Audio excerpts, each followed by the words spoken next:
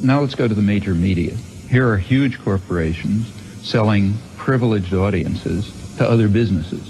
Well, what picture of the world do you expect to come out of that? Then we begin to add other factors. If you're, let's say you're the chief diplomatic correspondent of the New York Times, or, a pundit on the op-ed page, and you want to really have important, insights into the government. Well, we all know how that's done. You have lunch with the Secretary of State. He tells you the lies that he wants to appear tomorrow. You write them and you say, a high source in Washington. My intrepid reporting has discovered that a high source in Washington said so-and-so. Furthermore, this is an open secret. Now, in order to maintain those contacts, you better present the world a certain way or those contacts are going to be cut off.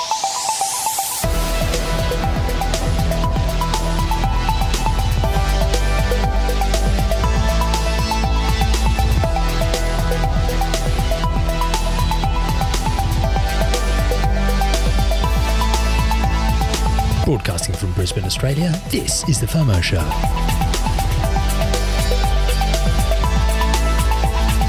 I'm Matt. And I'm Joe. And this is a fortnightly podcast where we talk about the exciting ideas changing the world today and what might change the world tomorrow. We'll help you stay across what's going on so you don't get the fear of missing out. You can find us at FOMO.show or by searching for the FOMO Show on your platform of choice. Now, everything that we talk about is in the show notes. You can find links to the stuff we're talking about and timestamps to the relevant parts, so you can always skip ahead or find it later. This episode, we're going to be covering a number of topics. We're first going to be talking about some new research out about microplastics in the human body. We're also going to be covering a few bits about the voting systems that are currently in place or are coming up, so that's kind of interesting. There's also some new news out of Tesla and SoftBank, which we'll talk about. We'll also discuss some privacy and security tools and also a new, well not new, but a great video conferencing tool that's open source and we've used a couple of times before. And then we're going to be doing a bit of a talk about the FOMO show in 2019, what we're going to be up to and what you can expect. And listen, let's jump into it. So what have you been up to, mate? I've had internet for a couple of weeks now, and I've just got around to buying Star Citizen, which is this massive, really ambitious space game. Planets, you got spaceships, you can get out your spaceship, you can get all your mates in your spaceship, you travel around hyperspeed, all this nonsense. So we talked about that in episode 36, and if you're not excited about it yet, check out episode 36. I think we were just frothing over that, over the game. So I just bought it, and now I'm waiting for the remaining 50 gigabytes to download on my internet. Yeah. You sent me a message saying, I finally got it. And I said, okay, no, you got to wait. And even though you've got internet now, it's not. I'll check back in a couple of weeks. Anyway, what have you been up to? I've been preparing for a meetup. I think we talked about that last episode. So I got a meetup coming up. I'm speaking at a couple of conferences coming up. You're talking a big conference that's happening in Queensland soon.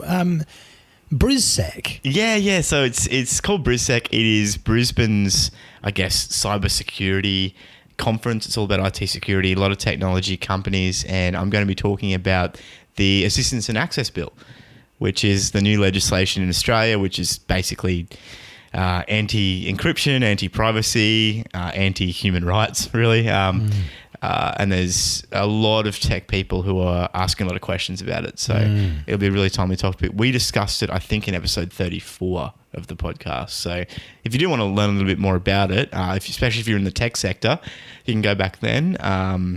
Or if you're in Brisbane, come on to the conference. Yeah, I'm so upset. I really wanted to go to that conference, and I made the stupid mistake of booking our customer conference at exactly the same day. So well done me. And we're a cybersecurity firm. Yeah. But in fairness, a lot of your customers will not be going to the conference because they rely on you to do all the cybersecurity stuff. Yeah, that's a fair point. That's why, yeah. But it would have been nice for you to be there. Yeah, missing out. Yeah.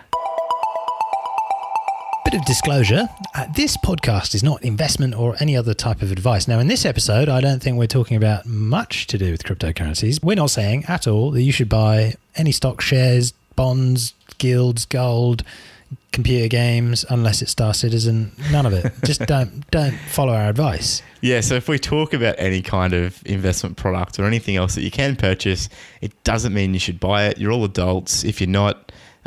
seek an adult. Yeah, seek an adult, preferably your parent. Yeah. But yeah... Not us, please. We're not your parents. We're not your parents. I hope.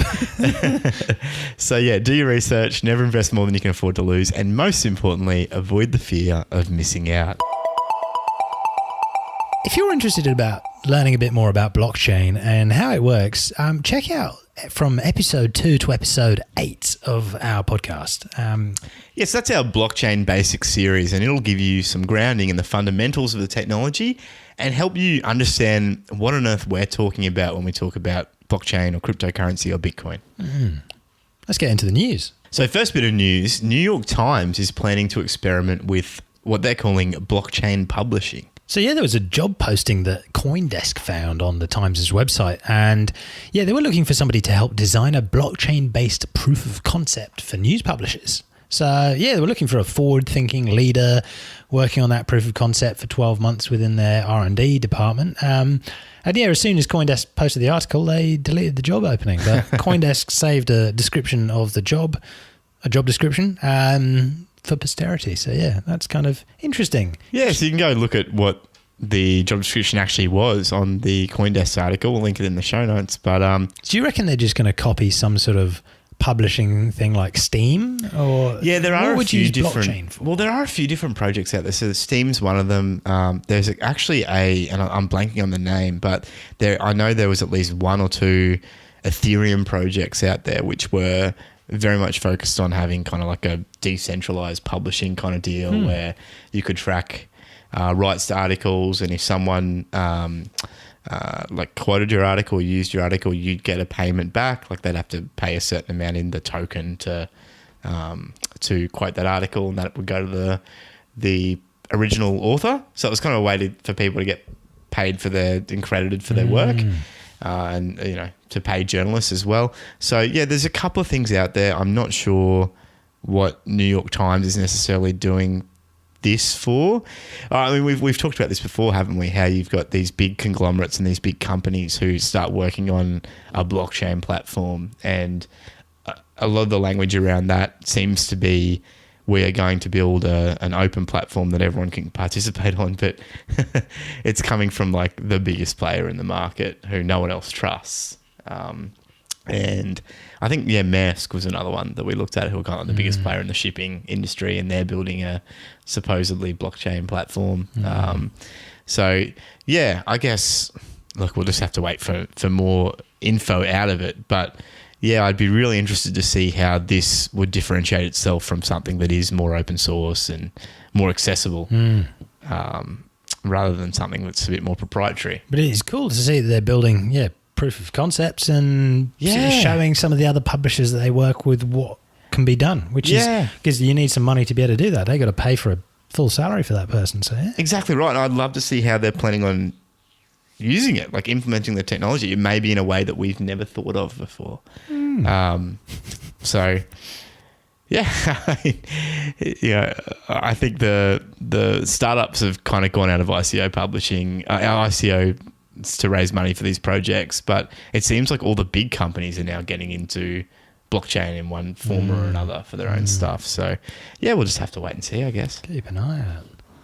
NYT coin incoming. NYT coin. Next piece of news, microplastics have been found in human excrement for the first time. Yeah, so this is a study, this is an article out of The Guardian, and there's a study that has been done on 8 participants from Europe, Japan and Russia. And they were essentially asked to submit their excrement for examination. But the study has found that tiny particles of plastic may be widespread in the human food chain, and essentially in humans, in people's microbiomes. And the study said that up to 9 different plastics were found out of 10 varieties tested for in particles of sizes ranging from 50 to 500 micrometers. And polypropylene and polyethylene, I can't even pronounce that. You really just you bit more than you could chew on that word. Didn't I? Were the plastics most commonly found? Yeah. So yeah, based on that study, based on a study of 8 people, they projected onto the whole planet and said that more than 50% of the world population might have microplastics in their stools. Though they said that they do actually need bigger studies to confirm that. But it's a pretty good point because we're wrapping all of our food in plastics. There's a lot of plastic. I mean, they've done studies on fish, and we dump all our plastics into the oceans, and they're finding out a lot of these fish are turning up with a lot of those plastics in them because when it's on the ocean, it's not just a plastic bag that's just floating on the surface. It's starting to drift, seep into the water, and these little particles, and the fish eat them. And and plastic's not something we're meant to be consuming. And there's issues with processed foods already because some of them are said to contain plastics, literally within the food. But it also seems that these plastic particles from even just the stuff we wrap the food in is starting to make its way into the food chain. And mate, after reading this article, I went to our fridge and I went to our cupboard, and we've been making a more conscious effort this year to not eat processed foods and to eat more natural foods and less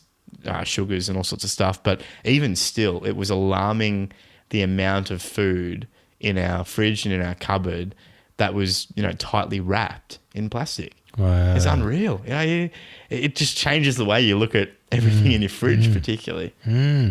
So the studies haven't really been done into the effects of these microplastics on the body, but it was just an interesting piece, so we thought we'd flag it. So next bit of news, a critical flaw has been found in the Swiss internet voting system. This is pretty crazy. So Cory Doctorow wrote that it's a microcosm of everything wrong with e-voting, security practice, and auditing firms. Bit of a background, Swiss Post. So we talked about this last episode, I believe. Maybe it was a couple of episodes ago. Maybe in a couple of episodes ago. About the Swiss government doing voting. They did a bug hunt, asked people, made a prize offer. Some pretty significant money too for this bug hunt. They put up a fair amount of money and basically said, we want you to pen test our security system.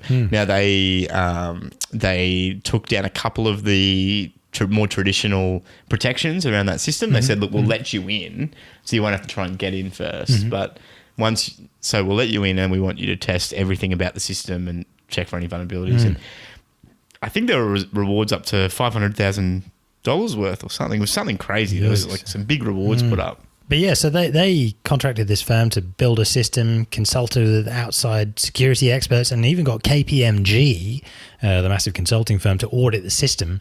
Then they announced this program, and so someone found that because Swiss Post were actually giving them the source code, but made them sign a non-disclosure agreement not to share the source code. They actually leaked the source code online, and then an international team of some of the world's top security experts actually analyzed the code, and they found a massive bug that would allow a single untrusted party at Swiss Post to undetectably alter the election results. Now that's big because this is meant to be a democratic vote. It's meant to be the whole sell with e-voting is that it's more secure. It allows for no manipulation whatsoever. The results are the results. And for them to find that one single person could effectively skew the entire vote however they want and not be detectable is a massive deal, particularly when all these big companies have gone through this supposedly gone through this program with a fine-tooth comb and ordered it for all this kind of stuff. And said it's A-OK. Now, there was a Matthew Green told Motherboard that he didn't think it was deliberate. But he also said, look, if I set out to design a backdoor that allowed someone to compromise the election, it would look exactly like this. Yeah, which is... you can read into that whatever you want. Swiss Post reaction was pretty good as well. Yeah, they said, it's not a big deal because... Swiss Post employees wouldn't steal an election. You can trust us. You can trust us. Yeah, never. So the New South Wales government here in Australia used the same company and are using the same system, and similar questions were put to them to essentially say, well, these vulnerabilities have been discovered. Shouldn't we consider fixing them or using a different system? And they basically said the same thing. They said, the vulnerabilities don't really matter because we'll be conducting it. Yeah, and they're like, we have these air-gapped computers, so you would need to be able to access a computer that only we can control. Yeah. But don't worry. And it's away from everyone else. Yeah. And like secured so no one else can touch it. Yeah. And it's it's a secret location. But they said, don't worry. We're this company, this Barcelona-based company. They've issued an update, so we'll install that. So you can trust that they've updated to the latest version. Yeah, and so there was, entirely apart from this, well, not entirely apart, but there was a big Twitter thread from one of the security experts that did a lot of work on this stuff. And it was really interesting, not only watching what they said about the process itself, because they said, well, you didn't actually participate in the bug bounty because of the terms. They were too onerous, and they'd essentially forced us to go against what we stand for.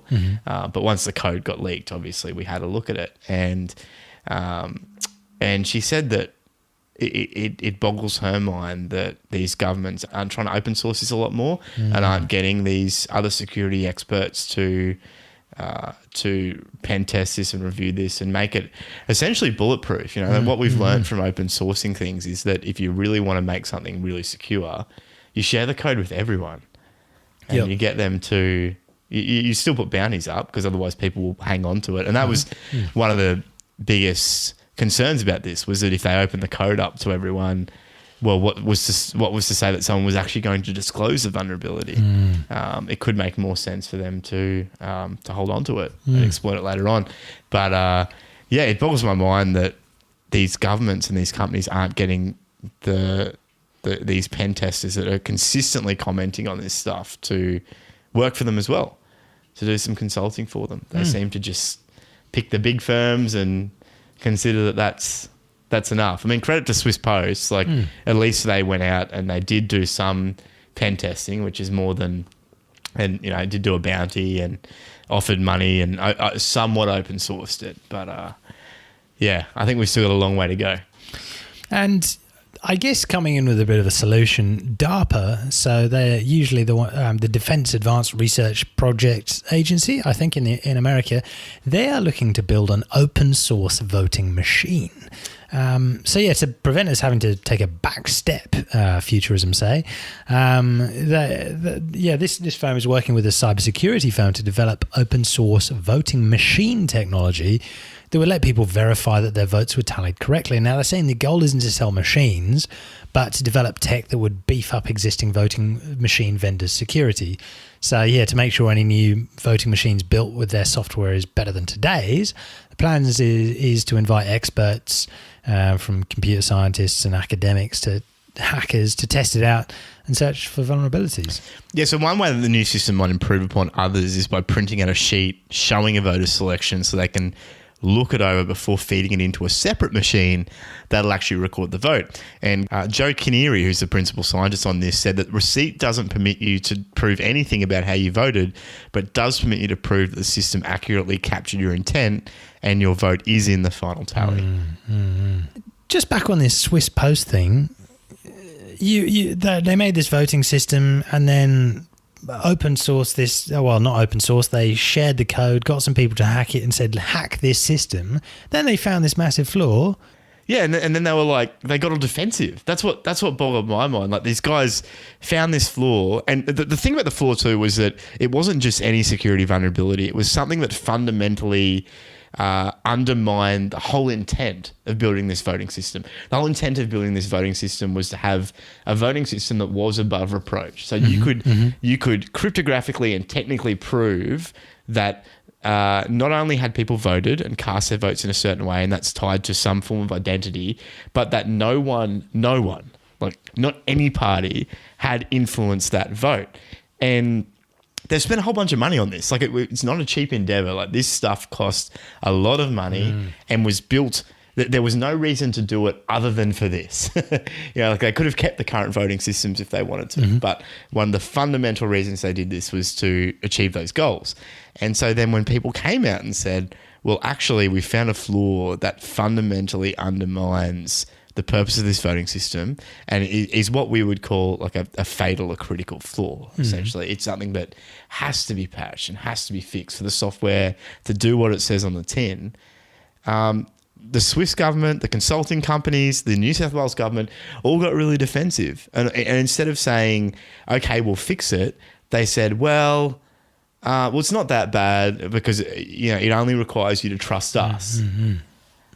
And that's just completely missing the point, because the whole point of it was so we didn't have to trust the government and the employees, because they were who we were building this system for, to prevent against someone in a back room somewhere fudging some numbers, changing some numbers, or a corrupt government, saying that, yes, we had a democratic vote, but actually fudging the numbers behind the scenes. It's a good PR lesson, I guess. Yeah. If you ask people to tell you your problems and they tell you your problems, say thank you for telling us our problems. We're going to work very hard to resolve them. And I appreciate you for taking the time to tell me my problems. Exactly. I mean, what a slap in the face. Like, these guys worked probably, day and night to get this stuff out as quick as they could when the code broke, and then released it for free. Came out actually saying that it would be unethical for us to accept payment for it. And instead of saying, you were awesome, like, thank you so much, guys, we really appreciate what you're doing. Do you want to come and look at some other code? It's like, no, screw you. Mate. Don't knock over our sandcastle. Oh, boy. This next bit of news, there is a really cool new Kickstarter for an insect-inspired wing drone. Yeah, it's called MetaFly. So a French inventor took to Kickstarter last week to raise funds for an insect-inspired wing drone called MetaFly. And at the time of recording, there are currently 2,800-ish backers, and they've already raised over 400,000 Australian dollars, and the goal was only about 47,000 Australian dollars. So they've already raised almost 10 times the amount that was required to get the prototype of this up. So this drone is pretty cool. So the MetaFly flaps its wings vigorously, creating a differential between draft and lift, which is, efficient flight mechanic used by flying animals. And thanks to this efficiency, the drone is lightweight and maneuverable, if at times a bit erratic in flight.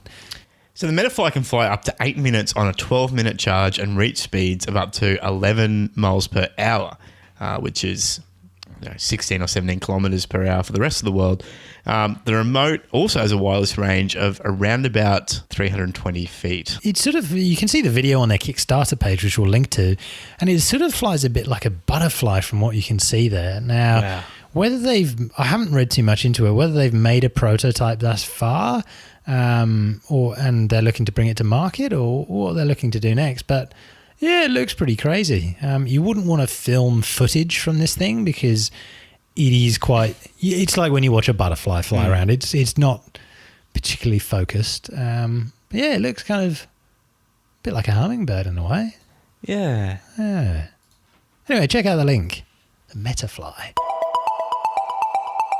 So next bit of news, Elon Musk has unveiled a new Tesla for the masses called the Model Y SUV. Yeah, so this follows the Model S, the Model 3 and the Model X, which many commentators have helpfully pointed out. This, with the addition of the Y, it now spells sexy. As opposed to without the Y, which... Well, this is a PG-13 show. Yeah, we don't. Nah, not here. Not on the FOMO show. Welcome to the Tesla Design Studio. I hope you guys all have a really great time tonight. So in terms of where we are today, we've made, I think, 550,000 vehicles. 12 months from now, we will have made about 1 million vehicles. It's pretty wild to think that 11 years ago today, we had made literally one car, and a year from now, we will have made 1 million. There's a missing car. They ran out the Model Y. Like the 3, it will be extremely safe. So that you may know the Model 3 has the lowest probability of injury of any car ever tested by the US government. The Model Y, we expect, will have a similar result. 5 stars in every category. With the battery pack low in the floor, it's going to have a very low center of gravity. So this will, it has the functionality of an SUV, but it will ride like a sports car. So this thing will be really tight in corners. And we expect it will be the safest mid-sized SUV in the world by far. It's also going to have incredible performance. So we expect to have a 3.5 seconds 0 to 60. It's good. And in terms of range, 300 miles. Yeah. So it's going to have a panoramic glass roof. It like really feels like, just like the Model 3, if you're in the car, it just feels like you can see the sky. Seat 7, 66 cubic feet. Obviously autopilot, all that. As I've said publicly, we expect to be feature complete with self-driving sometime later this year. And then as we prove out the safety with billions of miles of kilometers, we will, from our standpoint, feel it's like safe enough to not pay attention and then get the regulatory approval sometime thereafter. But the cool thing is feature complete. Like it'll be able to do basically anything by the end of this year, just with software upgrades, which is pretty cool. The basically long range one we expect to be about $47,000, and then sometime in 2021 we'll have the sort of standard version, which will have a $39,000 price point.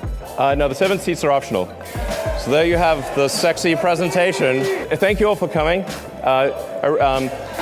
We are bringing sexy back quite literally. All right, thank you. I found our family car. So, this is all-wheel drive too, dual motor. So The Verge has said that this is a Tesla Model Y, the electric car maker's new compact SUV due out in 2020. It's got a range of 300 miles, seating for 7. It's capable of sprinting from 0 to 60 miles per hour in 3.5 seconds. And it's the company's second attempt at a mass market electric vehicle. Making vehicles in bulk is not easy. Yeah. And they've done a good job of it, because I think from what I remember with the Model X, which is the other SUV sort of thing that they'd made previously, they had this like gull wing doors where it's sort of like a bird, the doors sort of open directly upwards. But that actually turned out to be really tricky on the manufacturing side of things, if I recall correctly. Really cool doors though. It fantastic, looks awesome. Yeah. Tesla are moving now from kind of a novelty, only enthusiast brand to more of a commercial brand where a lot more people are wanting them. They're moving, trying to get closer, I guess, towards a price point where more people can access using the cars as well, because they have really just been luxury cars up until this point. And they've opened that new factory in China, and China's appetite for electric cars seems to be very, very large, especially because the government are pushing for electric cars so hard. And yeah, look, it makes sense. Like other governments as well are starting to really incentivize use of electric cars. So it makes sense that Tesla will now start looking at building more mass market type of cars that are also electric cars. Next bit of news, SoftBank and Toyota could invest $1 billion in Uber's self-driving unit. So yeah, there was a group of investors led by SoftBank Corporation Group and Toyota. They're looking to invest quite a lot of money into Uber Technologies' self-driving vehicle unit. So that could value the self-driving unit at between $5 and $10 billion, which is according to a couple of people familiar with the talks. Yeah, the investment would provide probably a much needed cash injection for Uber's self-driving program, because it's losing a lot of money. Yeah. They've lost, I think, hundreds of millions of dollars without generating any revenue at all at this point. And it could really underscore Uber's value as not just a ride-hailing firm, but also, the data that you're getting out from all of these riders. Yeah. So some interesting information that's in there that could be useful. And they're also about to list, aren't they? Yeah, they're going for, $100 billion in value at least in their IPO. But yeah, if you didn't know about SoftBank Group before, you've probably heard the name. They've got a market cap of over $100 billion US. They're a Japanese multinational conglomerate, but they own shares in Boston Dynamics, which make the freakily scary robots. Sprint, the mobile network provider in the US, they own about 85% of that. Is that what they do? Mobile network provider? Yeah. Mobile network provider. Yep. Apple. Alibaba, they own 30% of. Yahoo Japan, they own half of. Slack, they own 5% of. And WeWork, they own 22% of. And Uber, they own 15% of. Yeah. They've got fingers in many, many pies. You hear people sometimes talk about, we've got SoftBank interested, and that's like a huge deal for a startup to have SoftBank interested. Yikes. But yeah, very, very deep pockets. This is an interesting piece that, thanks to long-time listener Hannah for sharing this one. It came out of lawyersweekly.com.au, where they were talking about, you remember, I think it was a couple of years back, there was one of these self-driving Ubers that was undergoing trial. There was a human assistant in the car who was sort of sitting there to monitor what was going on. And this car, it was late at night, I think, and the self-driving car ran somebody over. So this raised the question of liability. Yeah, and so there's been a determination out of the States, and they've essentially said that the Uber wouldn't face any criminal liability for the death of the pedestrian hit by the self-driving vehicle in Arizona. Yeah, there was an interesting point that was made by the county attorney, which was to do with saying there was no criminal liability for Uber. Sheila Polk, who was a county attorney, said, I know that when I drive a car, I'm not a brilliant driver, and we all get distracted. So we accept a level of risk around these things. However, when it comes to AI or technology, we expect a higher standard. Yeah, and there was an issue with this, and KPMG's technology partner Kate Marshall raised this recently with Lawyers Weekly. And when she was asked about this, she said, well, for example, if something goes wrong in surgery, you know that you can sue the surgeon because you've had a person doing the surgery. But a robot runs over someone. How do you sue the robot? How do you sue the code that was governing that vehicle and controlling that vehicle? And is it the coder you sue? Is it the producer of the application or the system? Is it the organization behind it? Who's actually liable for this accident? What's happened? That's a big problem. Generally, you would go to the place with the highest amount of money, which would be Uber. You'd say, well, you developed the software, even if it was an individual coder that was responsible for it. You developed the software, and that's okay when you are talking about civil liability. So civil liability is liability between one person and another. So that's what we generally talk about when we're saying we're going to sue you. It's you've done something wrong to me. I think you owe me a certain amount of money, or you owe me something else to repay my debt. And that really used to be the only form of liability there was. Even if you were, let's say you killed someone back in the day, it would be more about, okay, how do we redress what you've done? You may be forced to, for example, pay for the income of that family for the rest of your life. Wow. Or something that would, and the village might decide that. They'd say, that's what you should do. And it was more about making right with the person that was wrong. But we now, in our modern society, have this relatively new concept called criminal law, which is you're not only liable to the individual, you're also liable to the state.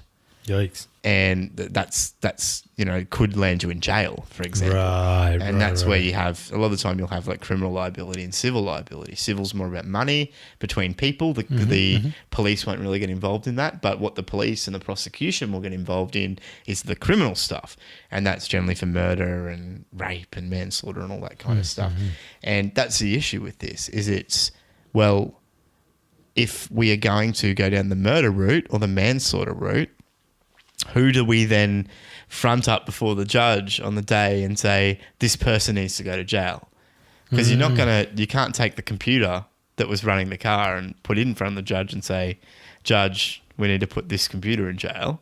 But is it really fair then to also, for example, take the coder out of his job, who may have only been working on a small part of the program, and put him in front of the judge? Not really. I don't really think that's fair, particularly because it's such a big program. Like, how do you even do you take the whole coding team and put them in front of the judge and put them all in jail? That's not really feasible.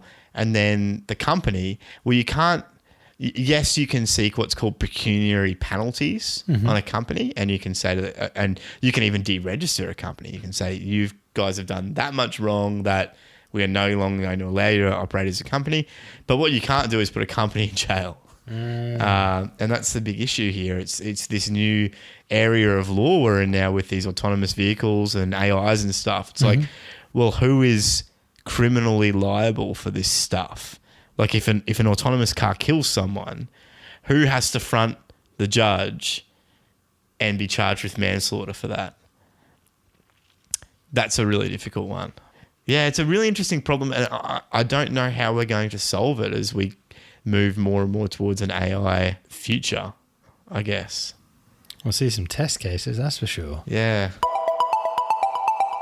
Wherever you're joining us from, it's Pleasure having you here. Why not drop into our Telegram channel and say hello? FOMO.show/Telegram. So on this week's privacy and security segment, we wanted to talk about a couple of ways in which you can send files securely to other people. So the first one is called privatestorage.io. Now it's still in pretty closed, maybe alpha, beta. It's a conglomeration of private internet access, whose VPN services I use, and Least Authority, which is a privacy-focused company. And they're building this cloud storage solution that utilizes client-side encryption. So it encrypts the files on your device before it puts them up online. You can, almost like how in Google Drive or OneDrive or Dropbox, you can synchronize folders. So you can sync your files with the cloud and then other devices. It works natively within Mac OS, Linux, and Windows. And I'm sure there's probably mobile phone apps that are on the way. And yeah, it's quite an interesting sort of system, but that's something that they've announced, which I thought was pretty cool. So yeah, it's being beta tested at the moment, only to private internet access customers. Kind of an interesting idea.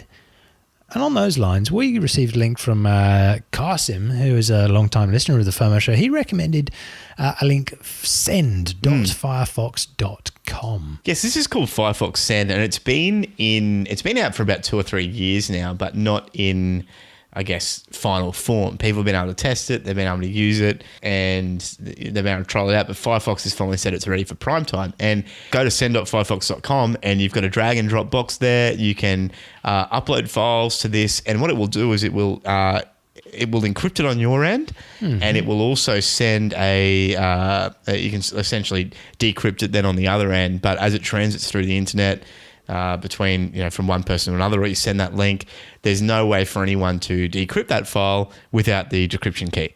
So it's a really simple way to send essentially end-to-end encrypted files to someone, as opposed to doing it in a Dropbox or a OneDrive or Google Drive, where that's not encrypted and where employees of Google, Dropbox or OneDrive can essentially view it whenever they want. They can go right into your cloud storage and they can see everything that's in there.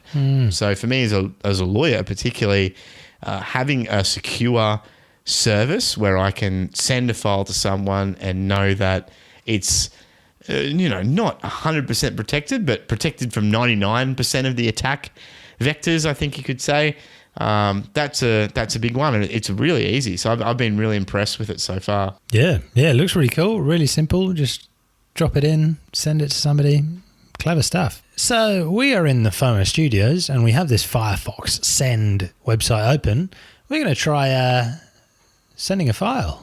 Which file can I send? Is there like a text file here? Yeah, these fonts, Seago there we UI. go. Seago UI. Let's send that. Well, it's not Seago UI. It's another font that isn't copyrighted by Microsoft. So yeah, we're dropping in a zip file. You can set an expiry date. So you can say, you can expire after one download. So you can say only one person can download this, or you can say only 100 people can download it. So that's pretty cool. Or you can say it expires after 7 days. So 5 minutes, 1 hour, 1 day, 7 days. Let's set it to 1 hour. 1 hour. Cool. You can protect it with a password. So I could put fonts. All right. I'm just going to upload that file. Whew. Cool. Look at that. Gives you a link, copy link. Wow. Okay. So do you want to send the link to me in our...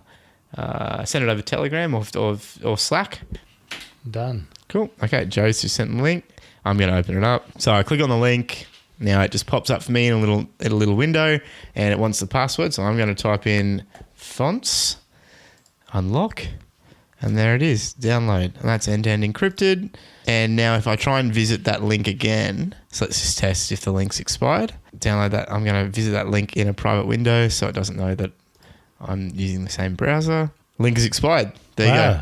Already expired. Nice. So you know that after that first download, that's it. That's really cool. So yeah, Firefox Send. Definitely check it out.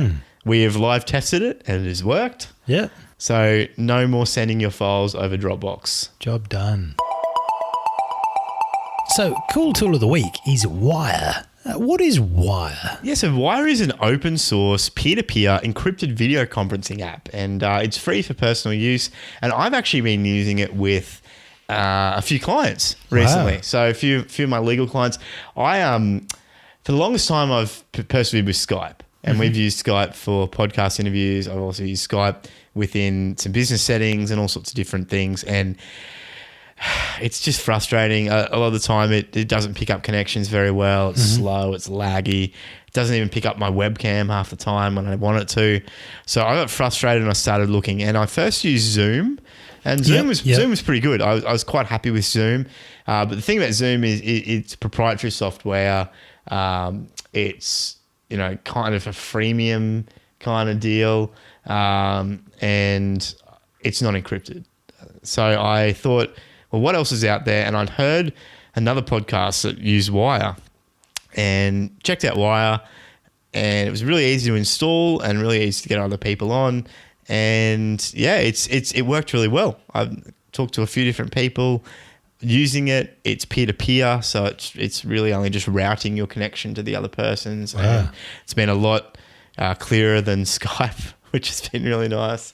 So yeah, and we could have done this in the privacy and security segment as well, because it is peer-to-peer, encrypted, open source, all the things we love. You don't have to worry about the NSA or the CIA or GCHQ or whoever it is snooping on your calls, or at least not as much. You don't have to worry as much as something like Skype or Zoom.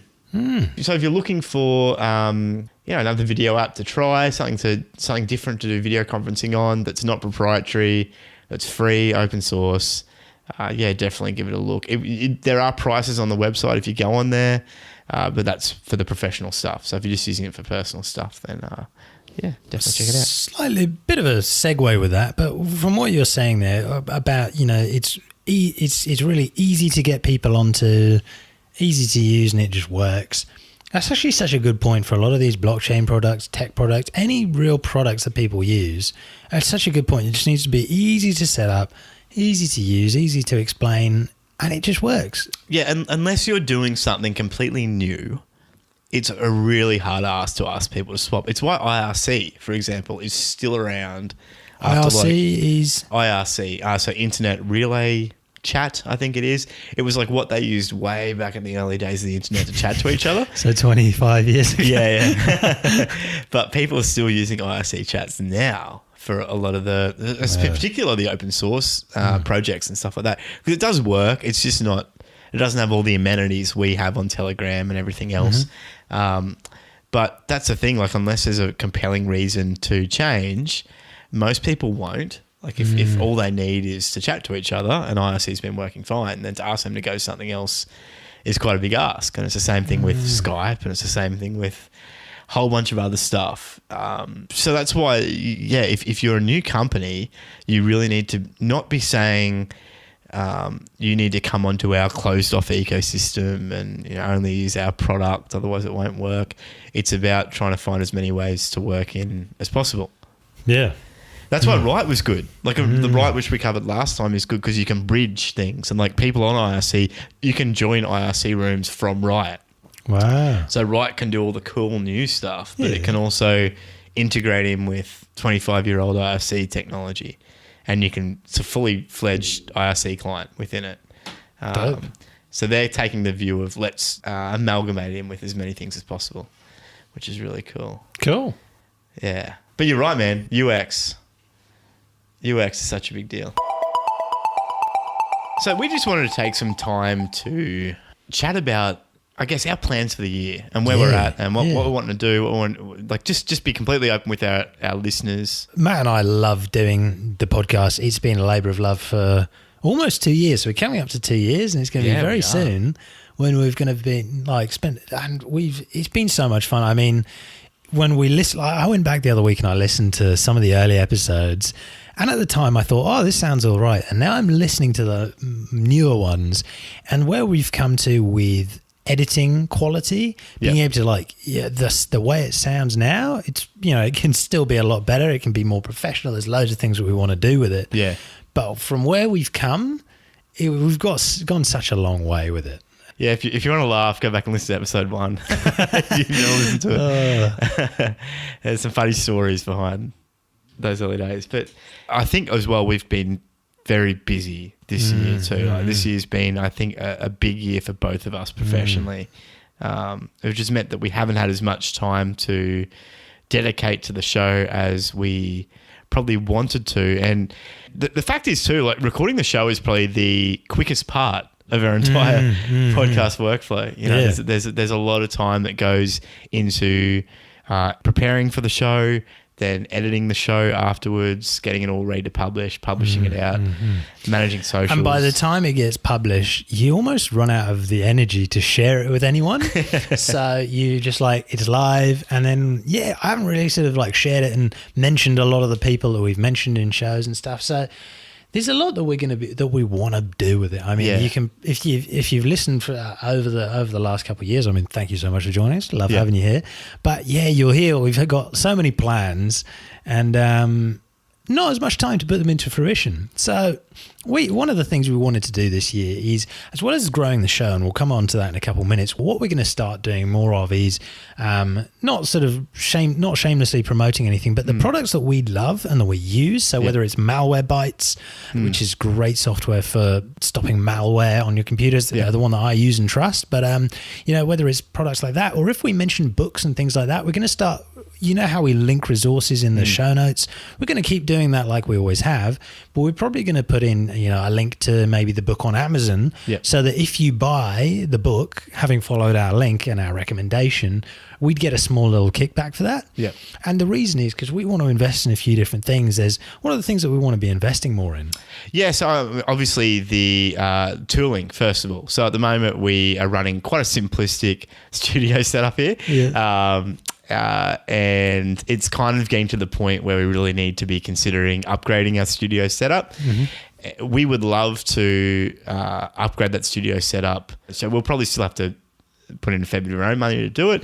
But what we want to do is we want to be buying a mixer, because right now we can only plug in 2 microphones into this old slowly dying MacBook Air. So we can't actually have 3 people in a room at once and do an interview. So you'll find that if we're doing an interview with somebody, it's one or the other of us that's doing the interview. We'd love to just be able to, we're going to invest in, getting another microphone, getting a mixer so we can have 3 microphones recording into our software at once. Editing takes quite a lot of time each week, and because both of us hold down jobs and there's more things that are happening on the way for each of us this year, we're going to start looking to outsource editing. So I think it's Crypto Clothesline, which is another Australian podcast. They're paying somebody to do the edit every week or every 2 weeks. Every week, But we're gonna start looking at bringing somebody on to relieve some of the pressure there. And the beauty of that is it will give us more time, particularly if we have the funds to cover that stuff and the show becomes a little bit more self-funding. It will give us the time to then consider doing some more interviews, because interviews is one thing that we've been wanting to do for ages, but editing takes us so long, and all the other stuff we do that we could potentially push off somewhere else, or the technology or the tools we get might cut down on the time it takes us to do it. That'll take so much time that by the time we come around to thinking of going through the whole process of setting interviews up, and then going back and forth and getting everything ready, it's a little bit of a bridge too far at the moment. So anything that we are going to raise this year is just going straight back into the podcast. I mean, anything that doesn't go into buying equipment or paying for hosting or paying for someone to help edit it. It's all going to actually go into advertising and stuff to help actually get more people listening to the podcast. So that's where all of the income that we get is going to go. And we're going to share more of that as we go. So we're going to have a page that's going to come along to the website. It's probably going to be FOMO.show/support. So it's going to show a bunch of the things that you can do, whether it's buying a FOMO t-shirt, whether it's, picking up a VPN provider that is one of the ones that we use. And we'll recommend a bunch of other ones that we're not making money from. But and we're going to share all the tools that we use and things like that. And just generally useful stuff. But that's the plan, and we're gonna hopefully be as transparent as we can. Show you what our costs are for running the podcasts and as it grows and what we're doing. And that's kind of why we wanted to do this. So most not-for-profits and foundations, they all have like an AGM where everyone comes together and talks about the finances and talks about what's going with the show. And we know a lot of you who listen have been with us for a long time, and we're going to call it the FAM, the FOMO annual meeting. FOMO annual meeting. There we go. Terrible. Yeah. And look, to be honest, like next year's FOMO annual meeting, we'll think of a better name for that. Ridiculous. We'd love to have a live. Like that'd be something that we would love to do live. And we're looking at the option of doing video. We've wanted to do video for a long time. But again, it's time, it's cost. It's a lot easier for us to justify shelling out for some of this equipment and also shelling out for someone to edit the videos on the other end and make them all look nice and put them up on YouTube. If we've got the funds sitting there in the FOMO kitty, essentially to fund that, and we're also considering maybe having some kind of, I don't know, Patreon kind of deal or something. Maybe not with Patreon because there's been some questionable stuff gone on with them recently, but we're open to suggestions. You know, we've never really put up a Bitcoin link or a crypto link to support us. Yeah, we haven't actually. That's a very good point. Yeah, and we probably should do that. I think we've been entertained to do that for ages. But there are also other platforms out there. I think Ko-fi is one that I've heard another podcasters using now as an alternative to Patreon. But we're open to other suggestions. So if you have been wondering for a way to support the show, we're going to come up with some. We will come up with some, but also let us know. Like we're on Telegram. We rattle off our means of contact every week. If it's something that you would like to do and there's a certain way you'd like to do it, let us know. Sorry, keep going. No, you go. Well, two other things. One that I've completely forgotten until more recently. I've been so busy at work, I forgot. We're going to start doing some giveaways on the show. I've been in touch with Brendan, who's in our Telegram. Now, we're going to organise some giveaways on the show of these coin storage guru kits. So you basically split your, you get that 12-word safe word, or is it 12 words? These 12 words, recovery phrase. Those 12-word phrases. He has this kit, which is actually patented, where you put 2/3 of your 12-word seed across 3 cards, and with any 2 cards, you can pair it up. So we're going to actually start giving some of those away. Now, I haven't actually worked out... I've been so lazy. I haven't actually worked out how we're going to do the giveaways. But if you have any ideas or experience with giveaways, or what you think we could do to give away, because I reckon we're going to give away 20 over the next few months to our listeners. I haven't figured out what to do with that, but we want to do more stuff like that, giveaways and different bits and pieces, just to listeners. And then there's something else we want to do this year. So as far as growing the show, like Matt mentioned video, we really want to do more video, and that's going to be something we're really excited for. But we've already been playing around with some of the video tools and kind of testing it out a little bit. Dipping the toes, you might say. But what we really want to be doing is interview. We're going to reach for the stars on interviews. Quite literally reaching for stars. We've started a list of the people that we want to be bringing on the show. Now, there are some huge names that will probably never get on the show. I mean, down the line, one of the goals is Elon Musk. Yep. He will not have the time for us. Not now. Yeah, but we're going to, that is there. We will have Elon Musk on the show. And then the next episode, we will close the FOMO show. Who are some of the other people that are on the list? Yeah, so we'd love to interview Jack Resider from Darknet Diaries. Great podcast. Jeff Berwick from the Dollar Vigilante as well. He's one of the first people I ever listened to when I got into crypto. Wow. And he's a really interesting character. I know you want to interview Kim.com. Absolutely. Big fan. Of Kim.com fame. So I really want to chat to him. And we want to talk to some of our favorite economists as well, because there's a bunch of, we want to talk to people who are looking at, I was chatting to somebody the other day, and there was a degree that you can do with like international development, and it's strategic development, I think the degree was.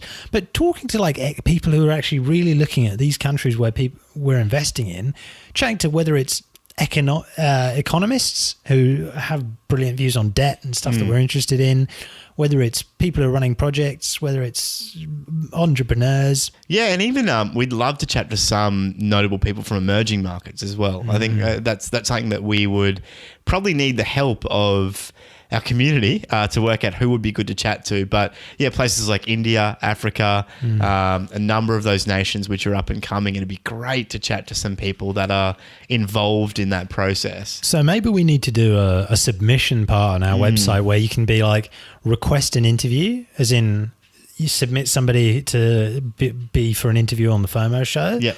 But also then that could go into our list. But then also maybe we should do submit a link. You know, send your news across, because a lot of people share really cool news with us. Yeah. We want to be able to stick that in the show. Yeah, and look, the benefit of us being able to outsource some of our more administrative and editing processes means that we could potentially aim to have some more regular episodes of the FOMO show as well, particularly with these interviews, because up until now we've only been doing an interview about once every 6th or 7th episode. Most of our episodes have been more of like a show, because it's a FOMO show, but we'll generally do a feature. There's a lot of work that goes into those features, just researching everything and making sure that we've got our information straight, and that's great. But the great thing about interviews is that once we have them locked in, it's generally quite easy to interview them, package it all up, and then send it out. So we've been toying with the idea of maybe doing like an alternating schedule where one week we have a show, the next week we just have an interview, or it just depends on how many interviews we get and where we're at. But we definitely want to be chatting to more people, because every time we have had someone on this show, we've felt that it's given a lot of value and given us some really unique perspectives on what they're doing. Yeah. So in summary, I guess what we want to be doing this year is we're going to try and work out ways that we can get some more cash, so that we can get some more free time, so that we can spend more time investing in the show, so that we can do more frequent shows. And that's basically what we're going to do. We're going to just do that. We want to keep growing the show. Love the show. Yeah, we probably started a little bit ominously at the start of this. So it probably sounded a little bit like we were. But this is for both Joe and I'm speaking for Joe here, I guess, without his permission. But we love doing the show. And it is one of our favourite things. It's a point of pride for both of us. We both tell people all the time. I do anyway. That. I've got a podcast and you should listen to it because it's great. And so we're not going anywhere, and, we're committed to trying to make this thing better regardless of how much money we get in. But having a bit of funds coming in and having some support from you listeners would really make a difference for us. Yeah, absolutely. And would help us give you a more awesome product. Which, yes. For free. For free. For free. For free. Yeah. Nice. So, that's FOMO through to 2020 and beyond, because, And just seriously, reach out to us. Let us know your thoughts. If you think there's something that we should be doing, or if you've got a connection to someone we should be interviewing and you want to help set it up, just let us know. And while we're here, I just want to give a big shout out to everyone who's really ever stepped into our Telegram channel. I mean, we've got a bunch of people in here, really cool. Yeah, you guys reaching out absolutely means the world to us. And ever since Luke first reached out to us, it was like a month into doing the show. Yeah, we actually did not realize that someone was actually listening. So weird. Yeah. So weird. Yeah, but seriously, if you've been along with us for the ride so far, thank you very much. We're not going anywhere. Absolutely not. We are extremely dedicated to making this thing even better than it already is. And we just need more time to just work on the show. Yeah. And not work on the... If you could see our private chat between Joe and I, there is a laundry list of things that we've been wanting to do for a long time. It's just built up to the point where we're gonna one way or another, we're getting people to help out with the edit and all that. Yeah. We're gonna Yeah. Yeah. So if you want to be involved, we will start to have some ways that you can be involved. If you're an audio editor, reach out to us and let us know your rates. I will pay you. But yeah, reach out to us. Like we said, jump in Telegram. We're always happy to chat. Send us your feedback, and just yeah, thanks so much, guys. Like it really does mean a lot to us having you listening. We do not take you for granted. And yeah, we appreciate you. So I got an instant message this week. Somebody sent me a link. We haven't actually heard from Dan the ICO man for quite a while. And yeah, I got sent this link, and it was to a YouTube link to a speech. You got to hear this. Thank you. Yes, thank you. My fellow Americans, for too long we put up with representatives who don't give you what you want. They talk a big game, they make you all sorts of promises, and what do you get? Nada. Well, Dan, the ICO man, is free again, and here to bring you the representation you really want and need. And that's why I'm going to give everyone what they most want: access to the fastest money-making method in history. This is my greatest project yet, my secret sauce, folks, and it's not just for paying customers anymore. It's for the American people. We're going to turn my presidency into the biggest ICO in history. What could be more revolutionary than the whole U.S. government going on the blockchain? Nothing, people, nothing. So that's why, if I'm elected, my first act as president will be to issue a brand new token, people, a brand new coin. And I know you want details. But first, we've got to get this thing going. We've got to get Dan, the ICO man, into the Oval Office for the everyday American. You will get access to the preset for the Freedom Coin. Now, I hear what you're asking. You all want to know the details about this access to the Freedom Coin. Now, what I can tell you, I can't tell you everything, but what I can tell you is it will give you exclusive benefits. It will give you special powers in the brand new government which Dan, the ICO man, will set up. But there will be even more once I get into office. So, tell all your friends. Tell your mama and your papa and your grandmother and your grandfather that Dan, the ICO man, is back. And he's better than ever.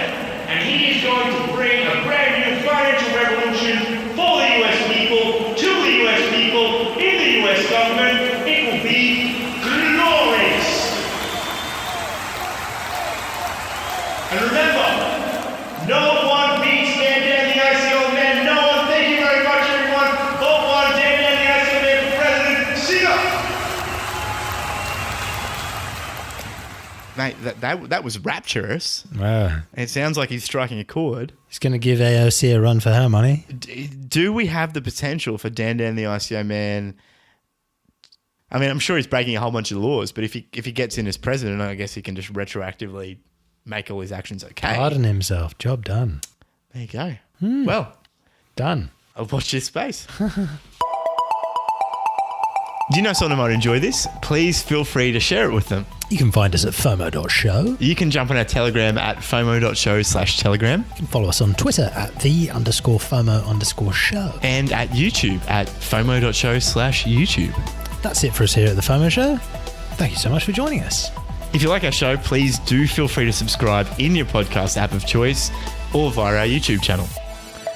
I'm Matt. And I'm Joe. And as always, remember, No FOMO.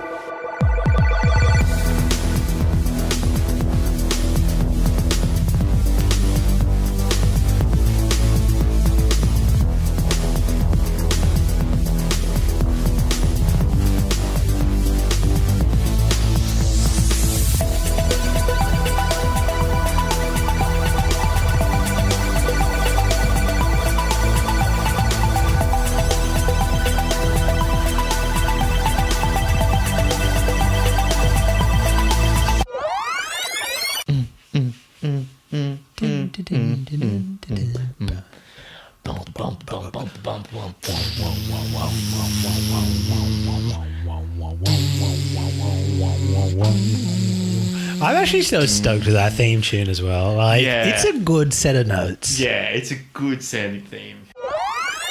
And it's a Kickstarter project that is currently, on Kickstarter. Very, very self-explanatory there. Hot takes here on the phone. In other news, you can... Water is wet. And if from having an SUV myself, I think there's a lot to be said for being a bit higher up when you're driving around. So it's definitely an appealing choice for many. And a lot of people don't really want to be in a smaller car, and they want to carry things around, such as their 6 children. So, perfect car for it. You'd have to put one on the roof racks though if you had 6, because I seat 7. Yeah. Well, you obviously you're a single parent. Or in the bonnet. Obviously.